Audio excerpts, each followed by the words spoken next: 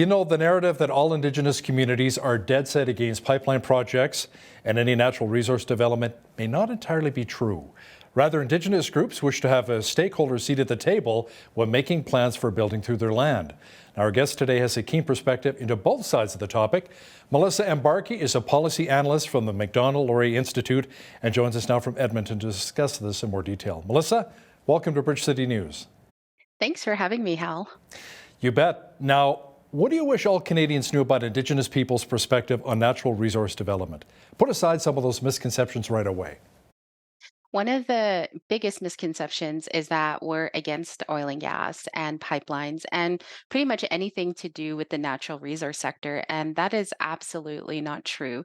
I've worked in the industry for 15 years. There are countless employees out there who've been in the industry, either in the trades, whether it's engineering, whether it's in land reclamation. We're working in this industry, and it's made it's been a career for all of us, especially if we've come from poverty. It's given us a way out of poverty to make a living and to be able to support our families. Now, what are your thoughts on the cancel culture and the twisting of information or even the narrative as it relates to Indigenous people having a voice at the public policy table? We're only brought to the table if it meets a certain narrative. So if there's an anti-pipeline narrative, they'll only bring Indigenous people who fit that narrative and who speak that narrative. They don't bother to go back to that community and pull the members who actually want this project in their area, who actually want this project, bring this project to their communities, because it not only brings economic benefits, but it helps them address social and economic issues that they have, that we all have in all of our communities. And it's one way that we can pay for our own water. It's one way we can pay for social programs, children's programs, youth programs. We couldn't do this without some sort of economic generator in our communities. And this is the one thing that's lacking when it comes to policies, that they miss the opportunity to speak to the other side, because we come with solutions, we come with options, and we also come with ideas on how to change or upgrade existing facilities. This is where environmentalism gets it wrong, is that they don't include the voices that can actually bring change to this industry. Now, you touched on drinking water for a second here, Melissa. Let's talk a bit about that for a moment here. What needs to be done to really get this issue resolved, that there's fresh, clean drinking water in many reserves across the country? There needs to be motivation. If you look at just a very basic oil and gas operation, they set up camp somewhere, maybe a camp of 100 people. Within a week, they'll have a water system set up, they'll have a sewer system set up, they'll have a housing unit set up, and they'll have this ready for employees to come in. This can be done on First Nations communities. It just takes motivation more than it does money. If you go in and you identify the issue right away, you fix it right away before the issues become bigger, then you've saved yourself some money. But the government just absolutely does not want to help us. They let these issues sit for some for 40 years. Like, some of these issues are older than I am, and they've just recently been resolved. Like, there was one community in BC that finally got clean drinking water after 42 years. Like, that is just crazy.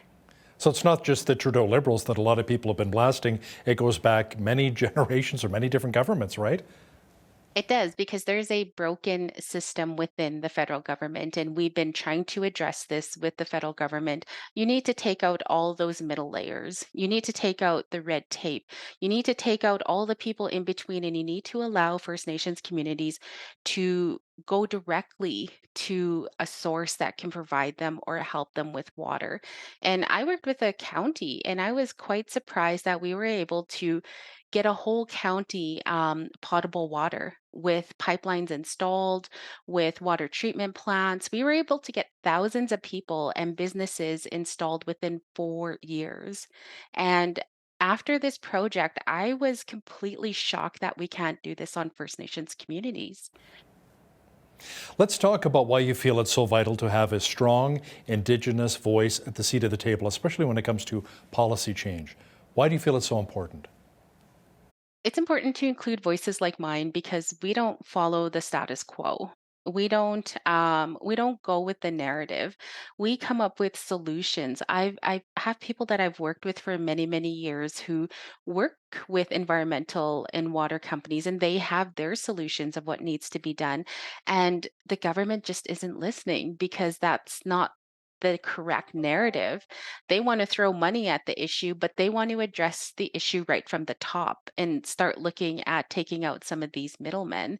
And it's just not happening. And if it doesn't change with this government, we need to see change if we have a different government to see if they can kind of address that issue and to see if we're actually making progress when it comes to change on reserves. Because when I look at my reserve, it looks exactly the same as it did 20 years ago when I left it. So that's how we know progress is happening or not. We look at the change in our communities, and if there's no change in a decade, then progress isn't happening, and we need to start moving forward on certain things. Now, you recently wrote an article about how new governance models on Indigenous communities could be a first step to solving some of the issues we see today. Can you explain? Going back to the water issue, if we allowed First Nations to make these decisions on their own, to be able to contract someone to come into their community and be able to work with them directly, that would make things a lot easier. And this goes for everything, whether it's water, housing, child and family, whether it's infrastructure, all of these things are right now are out of our control. We have to go through the federal government first if we want to see change, if we want to implement anything in our communities. And that needs to end. That needs to stop. We need to start giving First Nations communities the right to make these decisions on their own and for their communities because each community is different. There's this misconception that we're all the same. You know, each community is Right. different. We have different needs, we have different issues, and those need to be addressed by the people who are living there. Let's talk about the opioid crisis, which many communities are facing across the country right now, not just in the big cities, but a lot of the Indigenous communities as well. What do you think is a good first step in addressing some of those addiction crisis issues that we see right now? Well, we need to get addictions and healing centers. You know, we need to get resources in place to be able to deal with this and to be able to handle it. Because what we're seeing is people leaving our communities and ending up in urban areas. Then it becomes a city problem. If we had our own resources, our own healing lodges, our own way of handling this opioid crisis, we would be in a lot better place and it would be less strain on other areas like cities. It would be a less strain on Edmonton, for example. And we would be able to take care of our members in our own community. And that would be a win for everyone. And there's no one solution to everything. I think the government seems to think there's one solution. Let's decriminalize something. That's not the answer. There could be five answers to dealing with this, and we need to start exploring them. Different steps, absolutely, towards healing, recovery, and solving a lot of these issues. Melissa, where do you think the mainstream media gets it wrong in terms of properly representing a broad cross-section of Indigenous perspectives? They they tend to go with whatever the popular narrative is. And if you're not part of that, then you're demonized. And that is doing such injustice to different voices out there. And it isn't just the Indigenous community, it could be politically. If you look at the way, some of these bills are being rolled out, it's a liberal focused agenda, but we're not hearing other political parties and their, issues with it. They're absolutely not entertaining those voices. And I think we need to stop that and we need to start working together and get it right the first time. Because what I find is that we push something in and then we're backtracking once it's in place. And let's just get it right the first time. Let's weigh all the pros and cons right from the start and let's start building something that works for all Canadians. Now, you talked a bit about the bills. Let's talk more specifically about Bill C-21, the Trudeau Liberals' gun ban bill. Some of the potential changes include banning hunting rifles, such as shotguns. You know, a lot of those guns that farmers, ranchers, our producers use. And a number of Canadians have already spoken out against this bill, including Montreal Canadiens goaltender Carey Price, who's an avid hunter. It started off as banning handguns, and that's what was sold to Canadians. How and where and when did hunting rifles get included in this equation? And by doing so, you're basically going against our treaty rights to be able to hunt. What else are we supposed to use? Our you start banning, 50% of what we used to hunt in remote areas, then what's left to use? Like how can we hunt? And that just infringes on the treaty rights that were set out, ages ago with no consultation from us at all. Nobody was included in these conversations, and nobody knows the importance of hunting. We rely on wild meat because the food prices are so high. For some communities, this is their food. This is what they eat during the winter. So essentially, you're taking away our food source without even consulting us, and that is just wrong on so many levels. So, what advice, Melissa, would you give to Canadians wanting to get more involved in civic engagement but just don't know where to begin? I think people have to start thinking outside the urban box. People need to start thinking, how will these policies not only affect me, but how will they affect people in rural areas? How will they affect Indigenous people? How would they affect Northerners? We have to start thinking about this every time a bill is passed, whether it's a gun ban or whether it's, a censorship ban. Like we need to have all voices in this conversation. We can't just go push acts through the government without consulting Canadians, because it impacts all of us. And I think urban voters, urban members, they tend to forget about that. And, I think just a little reminder that, hey, this may impact someone up north will get a discussion going, and hopefully it does. Speaking of a big impact, let's talk a bit about the carbon tax. As a policy analyst in the energy sector, what are your thoughts on this levy, the carbon tax, which is supposed to triple?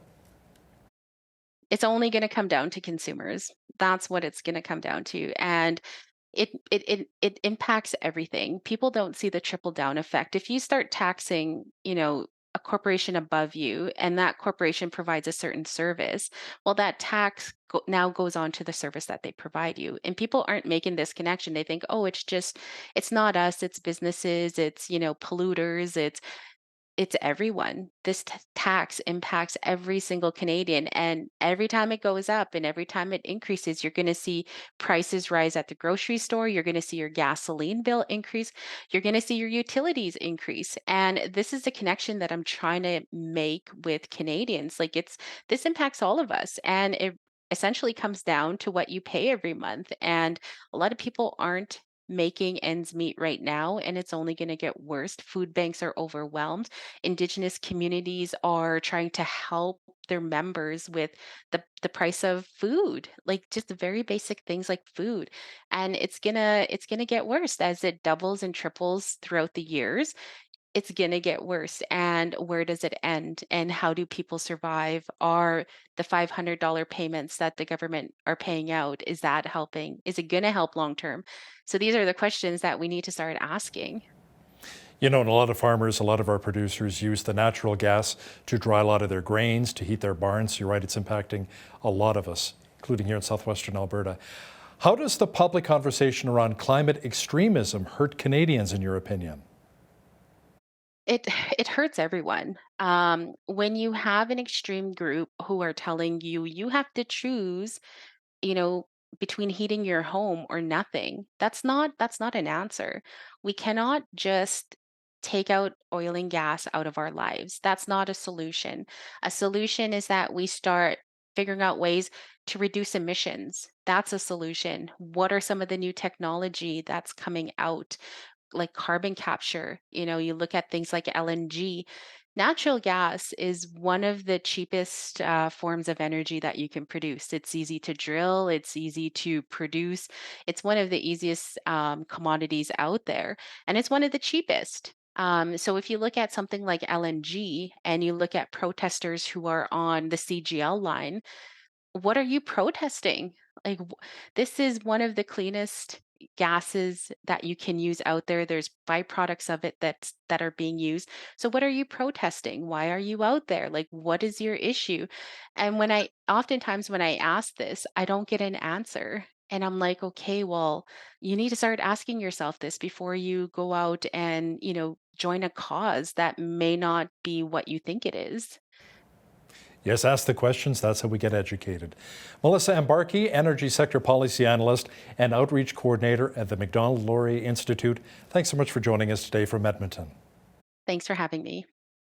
On behalf of all of us here at Bridge City News, I'm Hal Roberts. God bless and thanks for watching.